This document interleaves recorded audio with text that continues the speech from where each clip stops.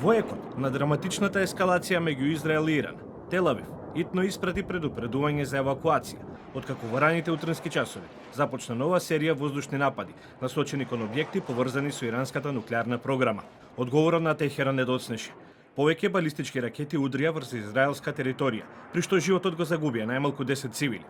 Израелските служби за итна интервенција потврдуваат дека над 50 лица се повредени, а нападите ја погодија и територијата на градовите Реховт и Бан Јам, каде има повеќе мртви, а причината е голема материјална штета врз цивилни објекти, додека израелските служби јавуваат дека потрагата по повредени и загинати се уште трае.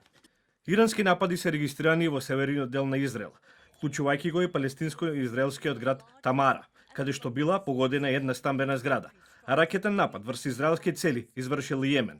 Хутите ја погодиле Јафа во централен Израел со неколку балистички ракети.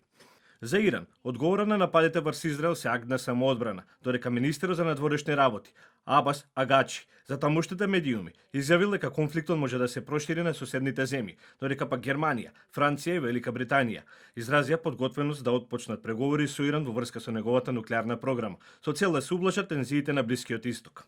Со реакција се јави и американскиот претседател Доналд Трамп, кој се закани дека ќе одговори на секој ирански напад врз стратешки цели на САД.